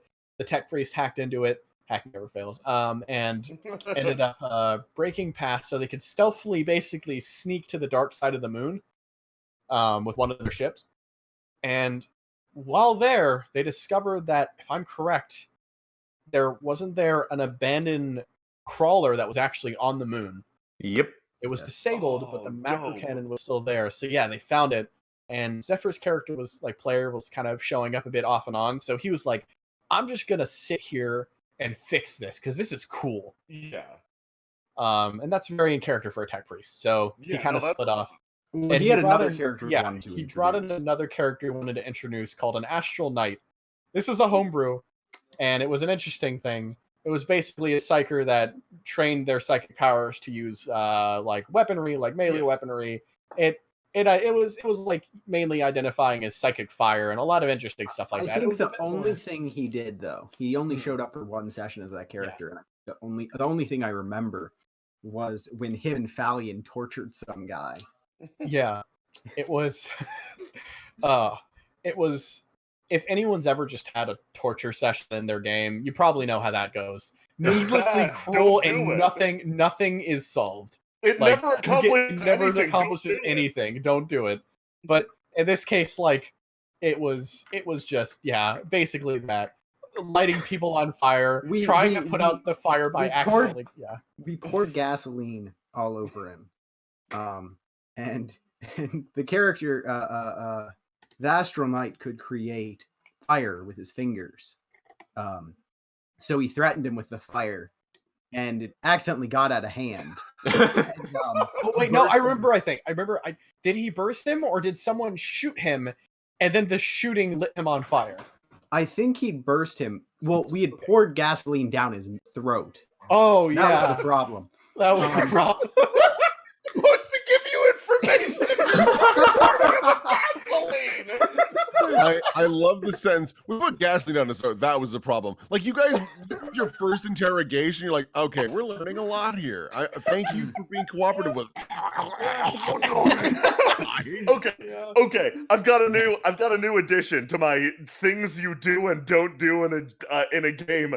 No torture sessions. No pouring gasoline down people's. It never goes well. You're right. Don't torture people. They go on way too long, and they're just. So at this point, we're kind of new at this. We're trying gasoline. Can you tell us, is this like actually notably more distressing than if it was just water? Because water's a lot cheaper. I'm gonna need you to fill out the scorecard at the end of this. Yeah. So what were you saying? He was accidentally lit on fire, and and it was an accident too. Yeah. And I had power armor at this point in the game, so I tried to put him out, and his whole jaw is immolating, and so I rip off his jaw, and then try and save him. You see, officer. And so I was only trying to help, officer. Holding jaw, waving it around. And he just died on the floor there. That was the end of that. We never figured out what that was all about. Jesus. And that character never showed up again. Yeah. He's dead. So yeah. No, not him. The Astrolite. Oh, okay. The Astrolite's like, fuck, man, I'm leaving. Can you switch to the? Can you switch to the other version of this map so that people can read things? I don't know if they actually will be able to read things, but hopefully. Basically, there were a few names. I ripped off every name on this list besides House Adelston, and they're all dumb references. And I'm God terrible. damn it. But no, go on. Okay, so you guys get a look at this map. I'm pretty sure the first thing you do is you'll see, if you see on this map, you may see there's a single little gold dot on the west side. And they landed off near some cults, and there's just generally like they land off there, they kind of drop down, and that's where they are. And they look at a map that they managed to get, and they're like, well, what do you want to do first? So what they see is there's Space Marine Archaeotech hidden on this planet. Like the signatures go up, and they're like, well, okay then, that's the best thing you can get. They are the Emperor's chosen after all, so they instantly go for that, if I'm remembering correctly, right? That believe sounds so. like it was true. The only thing I really remember of Zaith is shooting Makai into the ocean. Yeah, that happens. Yeah, they're trying to figure out important things to do, and Makai's just like being Makai. So No. What happened there was I felt like I was hogging too much of the spotlight, and I was like, oh, Makai never does anything. So let's give him an adventure. So I shot him into the ocean. I played Bioshock recently. Yeah, there were pirates in the oceans, like culty pirates in the ocean. So they were like, "Hey, you like chaos? You're a pirate. Go have fun." Shoots him out into the ocean. He literally just like finds a boat and comes back. Like that's all he does. He doesn't do anything. I was so disappointed. I was crushed. I tried to do something special for him. Yeah, you try to get a person a birthday present, and this is how they pay you back. So there's a few things that go on Zaith. This is the fun thing. Zaith is the rest of the game, I should tell you. Like all of that was the beginning, and so much stuff has happened. But Zaith is the rest of the game. And now that they're here, this is the end game essentially, because we'll eventually cut off and then they sailed the stars kind of thing. Yeah, we didn't intend to at the time. It just happened. Yeah, like you do. Yeah. So this they land off. Now, I think you first go and talk to Alba, right? What do you do, actually? So I thought it was Casterly's. Yeah. I think we might have talked to Alba first, but I think we spent a bunch of time with the Casterlys. I think we dealt with the Casterlys first. Yeah. You stop by first because Casterly is a house of a D&D character Gannon had, and he gave me the idea for the house when I was world building. He's like, this is fun. They're just a bunch of like rocket jumping drunkards that drop bombs on other houses because they don't have they're not the strongest house, so they use unconventional guerrilla tech to fight the other like walking tower fortresses, so they don't directly get in with their only one they have. So they go and talk to them, and it's pretty easy to talk to them. They're like, hey, you're not really doing the best here, I think. How does it go again? Because I think this leads into some stuff, actually. This definitely leads into some stuff. Yeah.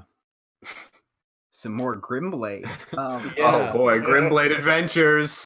So we wanted to form an alliance with their house. They were pretty reasonable, but they needed like an actual alliance. And Grimblade really wanted to be the one who married somebody. Yeah, because I'll put a little lore. The player was always trying to like get a girlfriend, and like the like I want a girlfriend in game, but in like the very obvious like kind of like uncomfy way. Yeah. And it's like, okay. And I always kind of like tried to hold him off from that. And that's how he was as a person too. Well, yeah. I mean, but one of the characters, like one of his previous attempts at getting a girlfriend in the game was like some type of like, I'm gonna buy a prostitute, and that prostitute became more important than him as an honor guard. Yeah. Fuck Grimblade. I think it was Violet or something. Regardless, she was more useful than Grimblade. It was perfect. Good. Yeah. But then he was like, I want to be the one to marry in. So it's like, you agree. You talk to Casper. He's a I'm pretty like, cool guy. fine, yeah. Yeah, and like a rogue trader is a pretty interesting guy, and you've already got like you're planning on going to talk to Alba and trying to get in. Like Casper's like, yeah, sure. If you get someone else on our side, we'll join up with you. We'll just need to marry in, and don't you wrestle him too? No, Grimblade did, and I remember that because Grimblade challenged him for his daughter's hand in marriage, and actually managed to win that fight for the one time ever. Yeah. Oh my god! And for his reward, I was just like, all right, cool, you're gonna marry this person, but he insisted we roll to see how hot she was, and I was just like, okay. No, that's not true. He insisted that she was gorgeous, and because of the fact that he kept going, no, my wife, you don't understand. She's really hot. She's really hot. We all just got tired of him and said, okay, roll for it. So we decide to swap it. Usually rolling lower for like tables and stuff is better besides damage, but we're like, we'll use the damage system. It's 1 to 10. 10's, yeah, she's really hot. 1's, no. Well, that's like the classic. Yeah, the classic scale. The classic scale. That kind was of the thing. idea. So, do I even need to say what happens here? Can you guess what he rolled? Can you guess what he rolls? I don't want Grimblade to be happy, so I'm going to guess a 1. Correct. Absolutely. I just tell him, I'm sorry. I'm sorry, Grimblade. Your wife's a horse. I genuinely, I just found the picture that we used for his wife. Oh, really? Give it to me. I looked for that beforehand. Oh my oh my god! I am. That takes me back. Not gonna ask why you were at that site, but sure. So, oh my god! And the thing was that, like, just as a note, this was Grimblade's marriage, but Falion insisted he have no power at all. And also, I mean, have you seen Grimblade? He doesn't deserve it. Yeah, so basically the thing was that he dragged him away instantly before they could consummate marriage and just be like, no, you can do that. You can do that at my wedding. I'm going to marry into someone here as well, and you get to do that there or whatever during my ceremonies, because all my crew have to be there. So he has to wait to do his wedding until Falion does his own wedding, political marriage in the area. So we get to that later, though, because he goes and talks to Cornelius Alba, head of House Alba. Of course, it's literally just Cornelius Alba. Yes, of course. Absolutely, with the red hat, the blonde hair, everything. Oh my god. So they go in to talk to this guy, and he's special. He's got his own things, but he's kind of like he's generally more at peace with the others. He's got an actual tower at this place, like an actual structure, which is usually a bad idea, but it's generally well positioned. He has enough defenses, and he also has a few valuable assets he trades with people. One of those, the reason Falion goes first, is because he has flesh pits, which can be used for that Twitch mask problem he has. And fixing the Psyker. Yeah, and fixing the Psyker. Psyker. Of course. Because he needed some like actual real flesh and body parts for the terrifying reconstruction process. Oh my god. So yeah, they go and drag. He's like, okay, sure, something, I'll help you out. And they're like, go look at this mining operation that's occurring from someone else in my territory. They go to check that out, and here's one of the better interactions on Zays, I'd say. Oh, this was wonderful. Yeah. So Valion's driving by and he sees the miners leaving from a direction of the mine, or he sees a colony, a group of people, and they're like, that's probably the miners. So they land down in Kayla's ship. I think they also had their own ship too. They don't like getting in that thing. They can avoid it. But we were in Kayla's ship that time. that matters later. Yeah, that matters later. And it's stealthier, so it's a thing they could use to get around. So they land down, and the guys with tanks, the reason they actually stopped, I remember now, they had a Lehman Rust, a few tanks, and I was like, that's cool. Let's see if we can get that. So they land down like, hey, what you doing? And they're like, we're miners, which is a little weird because they had tanks, but it's also a war world, so that's maybe possible. So Falion's just like, well, okay, that's fine. They trade some information around. It's like, well, actually, if you're if you need some protection on these foul roads, I can give you a hand with this. It looks like you have shitty guns, and if you wanna take this over, you can, Jacob. So we had a crate of las guns, standard issue las guns, like these terrible diddly weapons. They had the exact same kind of weapon, and I told them, no, these las guns are very special. And with me is Ganon's character. Oh God, that was. And so normally las guns have like 0 penetration. They do very little damage. They're not impressive weapons. Yeah. And so I tell Ganon's character to go out and look at one of those tanks for me. Oh, because I'm disguised as a tech priest because aliens aren't acceptable. Yeah. So I was disguised as a tech priest walking around doing that. And so he's like, go look at their tanks, fix them up for them. I tell them, you want to see something really special. You want to see how impressive these guns are. And I just shoot Ganon's character. No, you go on the beat and say, just go with it, and then shoot me in the back. That's you what you look did. at them and you say, watch this. You aim, shoot him in the back, and then there's this mechanic called Righteous Fury in the 40k RPGs. Yeah. And if you roll a 10 with damage, you get to roll an extra 1d10 of damage. So he ends up doing 16 damage with this las rifle, dropping Sushell down to 1 HP. And they're all like, wow, you're right. I thought Sushell would be fine since she was wearing such thick armor. But that was not the case. No. At all. I almost died there. And then that came up later with the whole ship thing. Yes. Yeah, so not only did he sell them that, but he threw in a little extra good stuff on the side. Some real potent fucking I first I had the other people with me go behind. They tossed away their old las gun, and I had the other people with me quickly repackage their las gun, and I sold their las guns back to them. Then I thought, what else can I get away with? We don't have any other supplies, so I tell them, hey, fill a box with sand. Yes. And I tell them this is an exotic Xeno Nero weapon known as Kirkath dust. Which is just dust. I believe that means hell in Japanese. No, so that one was like when he was making the pitch, he was like, "Oh God, I need a name. Give me an alien word." To me, while I was like bleeding out on the floor, and I was like, I give him my middle name, and he rolled with it. And so I managed to sell them sand to these people who claim miners. They leave, and then I realize, hey, wait, these people aren't miners. They would have recognized that I just sold them sand. So we go and chase them down and try to kill them. Yeah. And take the rest of the tanks, because they traded one tank and they wanted the rest after they realized they were bullshitting. Of course. What were they? They were a scouting group for one or the other, the Archibald faction. Oh, okay. Yeah.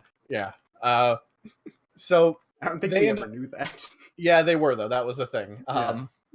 So they do that. They manage to get those tanks. God, the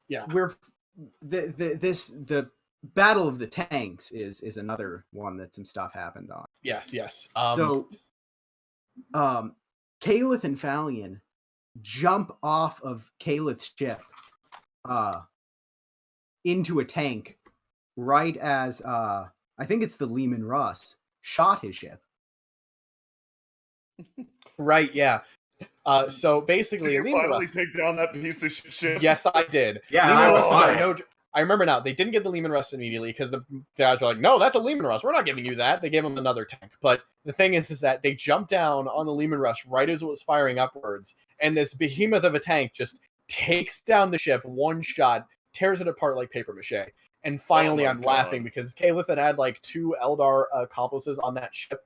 One of them was like a Farseer in training, which is like a psychic lady. Yeah. She just get pasted. His other like ranger friend loses an arm, and that Oh my ship goes God. crashing down. Revenge for the war boss who died to and- those fucking birds. And I was in that ship recovering, so I had to burn a fate point to survive. Yeah. Oh my God.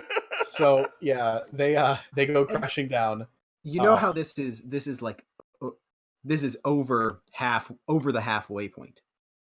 When we landed in the ship, Falion ran and power armor punched a guy and killed him. That was Falion's first kill of the game. Yes. Really? He was Besides involved in the almost every combat. But Oh my God. yeah, and he did throw up after that fight because he couldn't explain it away as trying to save someone or like, so he just like after the fight goes over and he fucking throws up and he's like, oh god, I've killed a man. Yep. which is a weird thing for a guy who was supposedly an ex-inquisitor, but also no one really knows exactly if that's true. The fun thing about Falion is that like supposedly he's an inquisitor and supposedly knows people, but there's always this running theory that it was just some guy that found the real Falion Penrose, killed him, or no, found him dead and just took his rogue trader warrant and just found him after he drank himself to death. Yeah. Oh, that's or he was just so mentally scarred after losing his inquisitorial job, he completely changed. Yeah. Oh my God. So what there's a number of things that happen. Like they go and grab the space marine equipment and manage to get that. They fight off some of the forces that were there and managed to steal some underneath one of the other factions that was salvaging. They managed to get to the other area and get more of that stuff.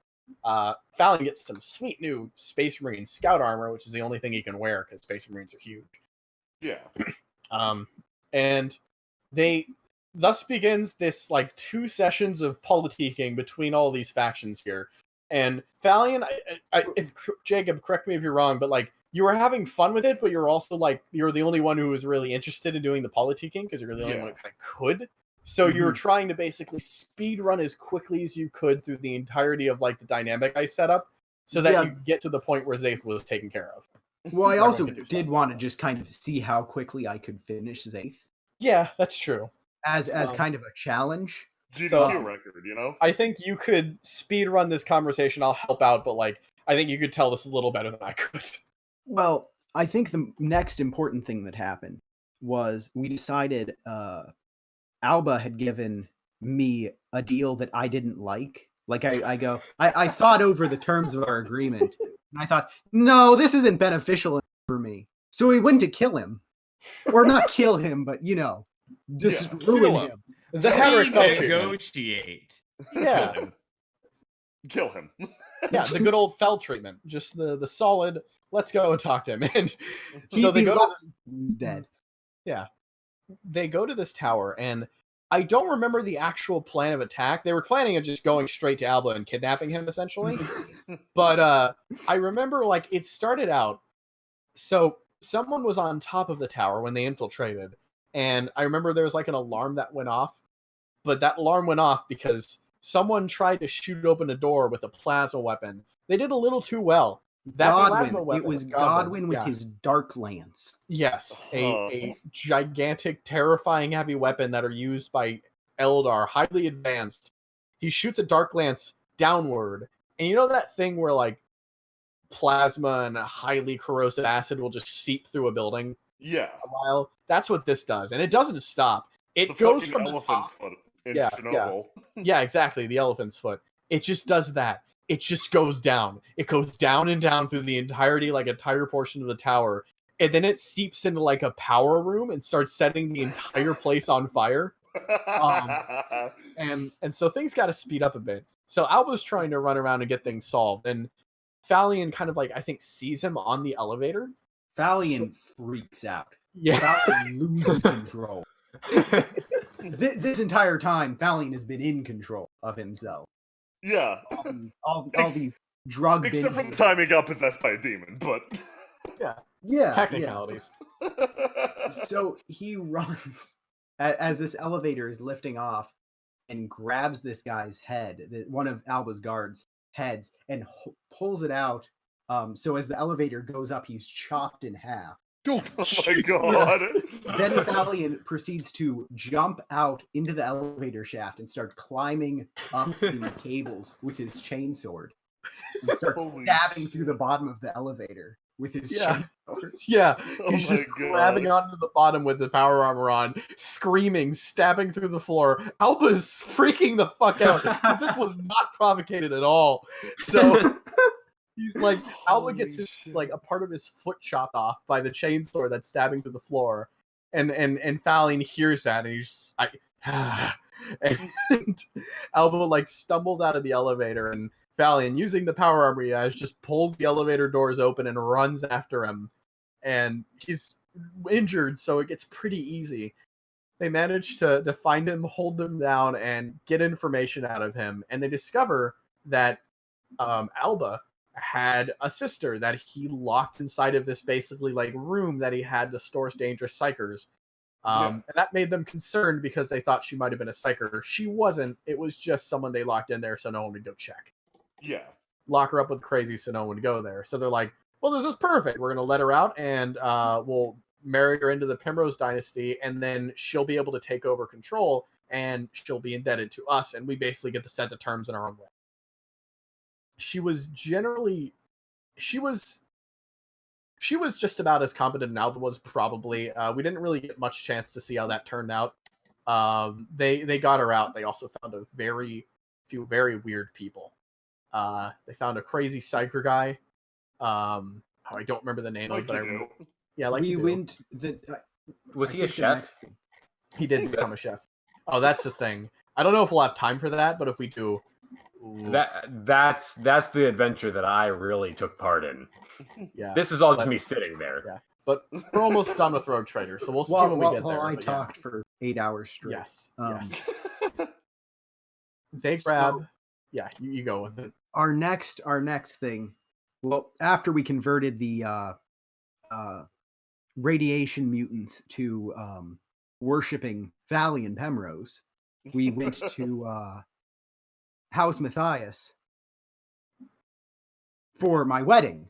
We had no previous relations with House. So our entire convoy shows up at his capital, and I challenge him to a wrestling match for control of his thing. He has no reason to accept this or honor this at all. But I just do this so quickly, and such a shock to the senses that I wrestle him, defeat him, make him my best man at my wedding. Have him help me set up the party for my wedding. Yeah. It's all fast talking in a haze as the wedding is set up. Grimblade and his wife are like rolled out in the back in like a bed in like this weird locked off area Out in the where it's stables. out of the stables. Essentially. And like it's a thing where like they had like it's like run and dash to the bedroom kind of thing so they get this over with, like literally speed running marriage and everything. So they do the marriage. He's like, yeah, whatever. And then you have the like, isn't Sashel like the priest? Yeah, I was the only religious leader of any kind, so I was the priest for this wedding. Oh my god, that's great. Jesus. And I'm still bleeding out the chest, like with So- blood bags attached to me. So, yeah. So like, you may now kiss the bride, blah blah blah. They run them off to a bedroom. 3 minutes later, Thalion comes out and he's like, "Okay, what's next?" And it's God. and that's when you then go and completely beat the crap out of Matthias, isn't it? I think I beat him up beforehand. That's true. That's why I could have the wedding on his yeah. capital. There was a fun thing where the other honor guard were too valuable to use for this or something, or they were busy, and some of the players weren't there for the negotiations. I think was Well, the I thing too. think Yeah, I think yeah, I think It was me and Grimblade, who our characters were busy, mine being, hospitalized and his consummating with a horse. for like 6 days. Just in case you missed that, I'm gonna put the horse back up. There you go. There's the horse. That is this guy's wife, Grimblade's wife. So because of that, you had me and him play honor guards, and he kept second guessing you to your face and being like, "Oh, you suck! Ha ha ha! I'm better than you." And I kept like standing up for your honor, and you were tired of both of us, so you sent us to go kill each other. Yeah, I said just go sort this out. Go kill each other in the hall. Yeah, because they were embarrassing you in front of Matthias. They were like being embarrassing. So you sent them out to the hall, sort shit out, and then they did. One of them killed the other. The one that died was called Chet, and Chet was played by Grimblade. Yes, that's to be expected. Oh my god! Yeah, so with that solved, they managed to consummate the marriage. Everything was solved. The houses were allied. They basically bullied Matthias into helping them. The last house is Archibald, and there was some kind of ruminations of chaos in their house that was causing them to be like the best there. I think the thing was, I don't think we dealt with them. I think we said we'll deal with that after the party because I had a party to get to. You didn't. It was next, like basically like you were gonna do that. There was a point. A few minor things happened. One, they encountered some slaves, which gave a little hook for Sashel's backstory we were gonna pursue. We never did. But they found some slaves, found a planetary governor for a pleasure world, and like, wow, you saved me! I'm going to give you good deals, and they were planning on like incorporating them into their empire. And then they also found a bunch of crazy fish people mutants that were like worshiping radiation in the middle of the entire map. And yeah, because I had to send someone else into the ocean because Mackay failed. Yeah, exactly. So now the great thing is that I know who you sent. At a certain point, Falion got a guy that looked a lot like him and had this double bodyguard, like body double guy that went into Falion. Yeah, I completely forgot about him. Yeah. He was actually a character. Yeah, he was, and basically it was like he couldn't be Falion everywhere at once. He realized that after a little bit, so he decided I need more of me. So he got this body double that would go around and do stuff, and he was also charismatic. He was pretty good. Yeah. If you knew Falion personally and went around him a lot, you'd kind of know he wasn't the same. But like for first introductions, it was perfect. Yeah. So one time Falion disguised himself as someone else, as his own honor guard, and had him introduce him. Oh, that's great. That's it was great. So he went and talked that guy went and talked to the mutants, and I think that was actually when you were the honor guard. And they were all pretty mutated, and that's bad, but also Falion didn't really care too much. They didn't worship chaos, they were fine. We'll bring them out of the crew. More fodder for the chefs. I keep saying this word, and the chefs are the best part of this experience for me, by far. Yeah, and they can kind of be skimmed a little. Not skimmed, but they're quicker. Regardless, I'm trying to finish up Zaith here. They leave off around there, poised to strike. And of course, the last thing that can really happen is that finally things have started to turn in the end. The last thing I go off with, and this is what I do remember, they are going back up to their ship and they get a call from their ship itself. And, before I go to this, one last thing. There were lizard people on the planet. They investigated this. Falion found a sword inside of the lizard people cavern. And when he picked it up and turned it on, it sang like angels, and I never gave it a damage stat line. It just instant killed everything. And they had to... It was almost like a tiny mini Indiana Jones movie. Unfortunately, like it doesn't sound as cool as it was. They basically showed up at a cave, walked in, and then they looked around, and the cave itself was a giant nest for the lizard people, and they had to run, escape, and slash things with their swords. And it was it was the most swashbuckler the game ever got, but... What about setting people on fire? Yeah. What about the Harlequin thing? Oh god, that was a thing. Yeah, there's this one point in time where this was a while ago. I completely forgot about this. This is the part where I bribed Mackay to drive me somewhere because I wanted to get my hands on Harlequin tech. So I bribed him to take me to go shoot at the Harlequin. That was like they were chasing you for those chaos artifacts. You, Mackay, and Caliph. Yeah, through there was some some structure. there was some chaos artifact hoarding. I forgot to mention that. There- And so basically, an Eldar clown showed up, and they're very fucking scary. I'm not joking. The Eldar clowns are fucking terrifying, and they basically showed up and was just like, "Hey there, fellow! I need your chaos artifacts. Don't want you cause trouble with those or anything." And that's exactly his voice. I can't believe I remembered it. I remember no one else's voice.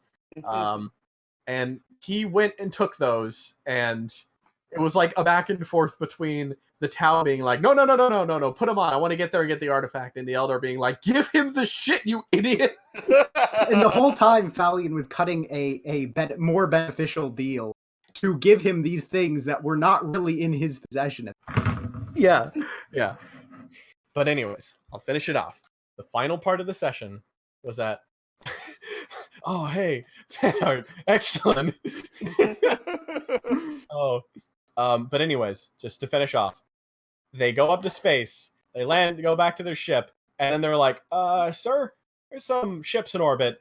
And when they go out and look, a black fleet has arrived. The black fleet being the symbol of the Inquisition, brought on its ship's edge. As finally the Inquisition had come to ask Falion some question about all the calls they were getting, and then the game ends there. Oh my god. So in a way it ended perfectly, because there's no real truth about how Zaith went, how that conversation with the Inquisition went. Oh, that's because awesome. by this point, I want to tell you, the Inquisition, they don't really like things like chaos, Xenos, anything like that. Narcs. So I want to tell you that, as a reminder, the running count, Falion had a bunch of chaos artifacts on a ship that were chaos hoarders. He had a bunch of orcs like grots running around riding fucking bunnies. They had mini Xenos. A cult had started up around the whole fucking Tau. Greater good, yeah. It's greater Well, good I thought we already dealt with debauchery. that with Yeah. the Well, here's the thing. There's a lot of stuff, and even Falion was realizing this stuff is getting out of hand. So Unregistered psychers, all that shit. Yes. So if we're okay with that, and it's just like 20, 30 more minutes, I want to talk about the chefs, if that's okay with everyone. One thing. I remember the ending very differently. Your ending is probably the correct ending. But I remember a completely different chain of events. This is the alternate rose-colored glasses ending. We made a deal with the Harlequin that he would take us through the webway to Kamarog, and Falion had a plan to, just as a day trip, attempt to conquer Kamarog before he went to his party. As a note, Kamarog is basically Dark Eldar home place. What? It's just like, it's like, this is the point where all the Dark Eldar live. They do all their horrible debauch things. He's like, let's go take a trip. Let's cause some trouble. Because everything else had worked. So it's like, why not? And I was sitting there. I had read some Dark Eldar novels. I know what this city looks like. I know what the defenses are close. And I'm just like, oh boy, I can't wait for this. And it's like, we'll do it. So I was always concerned and ready, though, totally ready to like run an adventure here. We never got to it, but basically the other ending is that Falion cuts the deal with the Inquisitor, sicks him on Archibald to help out, and then runs off into the webway to go to Kamarog, and is never seen from again. Yeah, but maybe not. It's pretty interesting. I love that. Now, like 7-8 years later, current day, we're running a new Rogue Trader game. A bit on and off, with some different people mostly, just like Jacob, the Kalis player, and Ganon. Yeah. And basically, we're like running it, and we're following in the footprints of Falion's dad, because Falion totally cheated his way into being a rogue trader from being an Inquisitor. And Falion's dad is like, well, Falion's gone, so I get to be the rogue trader now. So he's going for his like midlife crisis. Despite being that's like great. Yeah. So it's great. That's a story for a different time. Oh, absolutely. If we're coming up to 11, so I don't know if we do want to call it. If we want to do that, we could save the chefs. We could do it now. Either or. I mean, if we could get you guys together again, could you do chefs plus whatever the second game is? We might be the able second to. game's still going, but yeah. Yeah, because we might be able to give like an update of like what's going on right now, because there has been some fun stuff in that one. It's been a lot more like serious, I suppose you could say. Well, And also it's a lot got the more- potential to get crazy. Yeah, it just yeah. hasn't. Yeah, no, Yeah, this so we this might- actually like it seems like this actually has the potential for like a part 2. So Yeah, I'd I think so. say that actually. What we'll do is I do intend to play some more of those soon. I'm really caught up with JoJo, but once I take a little break, I'm gonna get some stuff planned out, get everything ready, and we're gonna play some more. If we get to a really good point, we'll run through the chefs and then cameo straight into the Bathian game, and that'd be fun. That'd be fun. I just want to say you should run more chef games too, because the chefs were the best part about everything. They honestly were. Kid- I know that we just told this great story and all that shit, but no, the chefs are. I'll So- give you a little teaser. Oh, okay, yeah. I was gonna say do that. So you remember the chefs on that ship? Those they were remembered well. They were like, despite being complete throwaways, Fallon was like, I don't know, did he feel bad about it, or was it more like He kind of felt bad about it, but he also really thought, there's great practicality in having an incredibly expendable group of random, possibly talented people to just throw at problems and not care about whatsoever.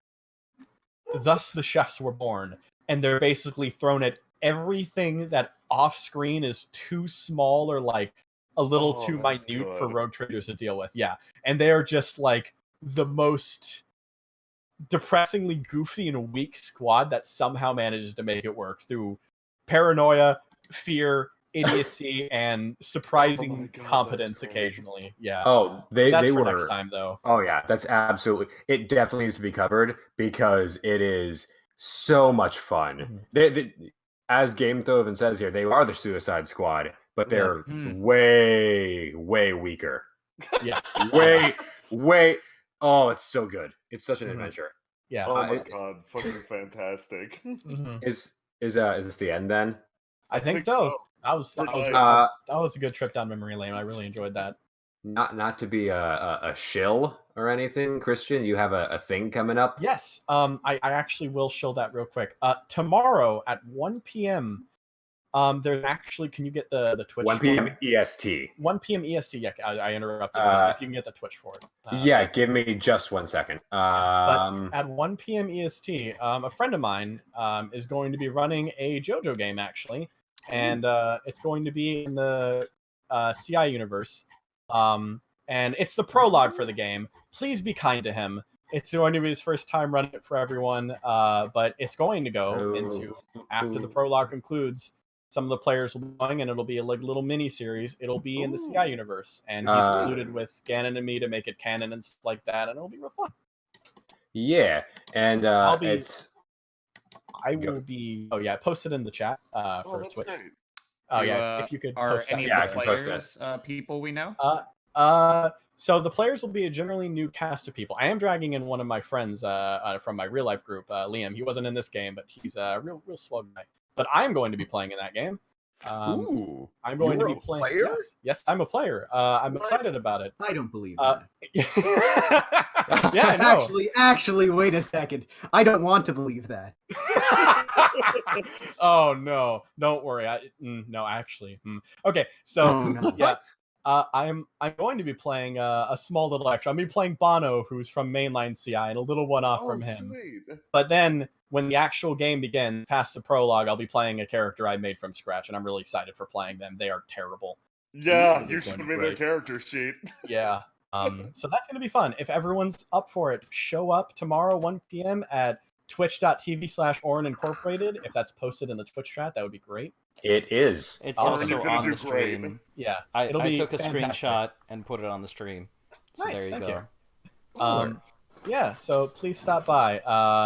And then give it and then once that happens, we'll see how it goes. I'm honestly looking forward to it. Sweet. So yeah, just wrapping up stuff. First of all, I had aspirations to run a 40k game, Wrath and Glory, but that's probably not going to happen because Because you're already doing 8,000 things. Yeah, I'm already Yeah. doing 8,000 things when life comes up. I would love to do anything 40k related in the future, though. It's really fucking Yeah. fun and good. Yeah, absolutely. Hey Christian, we should run a chef game. The lore's here. I still have all of the characters. Yeah, I do too. Actually, I think we have I think we split between. We have all the characters. I kept the tally of every chef. and had little bios for them and like had marked them off Oh with X's my when they God, died. nice. Yeah. That's the game where that's But thank you. I'm glad we got this piece of fan art. Thank you. Finally, there was one other thing like we drew.